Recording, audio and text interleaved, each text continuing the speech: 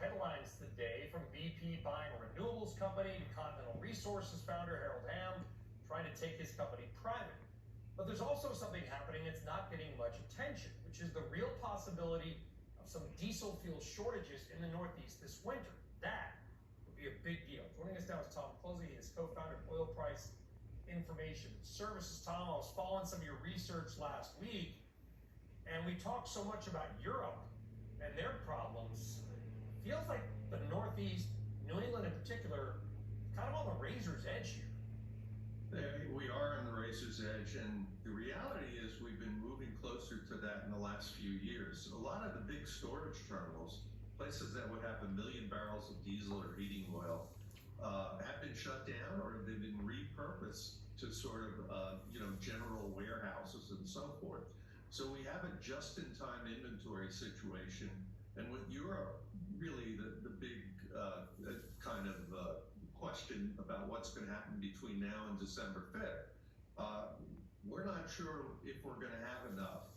And I would venture to say that we're seeing, just absolutely burlesque refinery margins. That if you make diesel right now in the Northeast, you're making like $100 to $105 a barrel on it.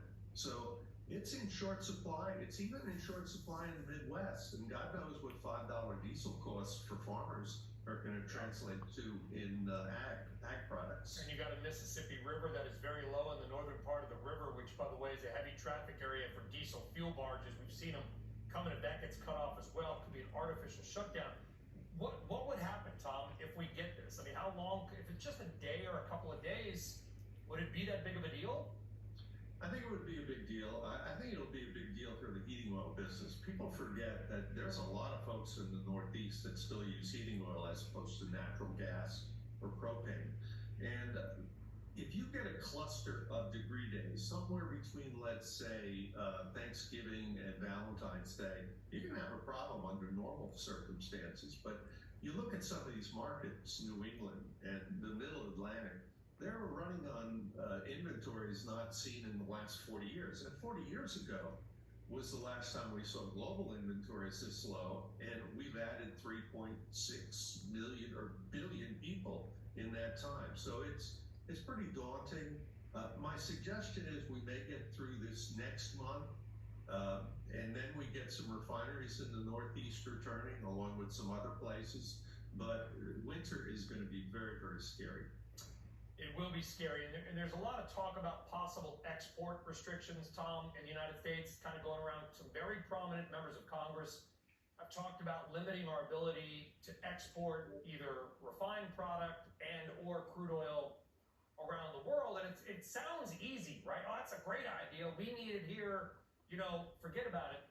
Well, the problem is that refining something in Houston doesn't mean you can get it to New York. It may be a lot easier to send it from Houston to Rotterdam than to New York because of 100-year-old archaic shipping regulations.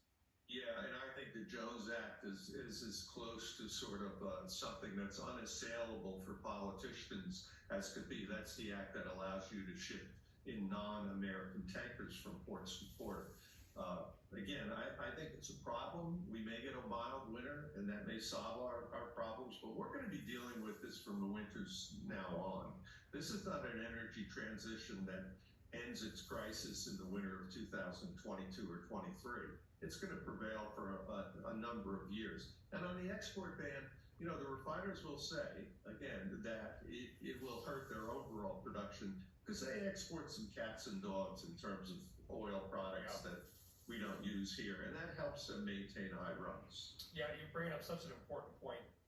It's getting through this winter is important, but it's next winter that everybody I talk to is really worried about. Tom, thanks for coming on. Really appreciate it. Tom Closey. Thanks, Brian. All right, still at China's leader Xi Jinping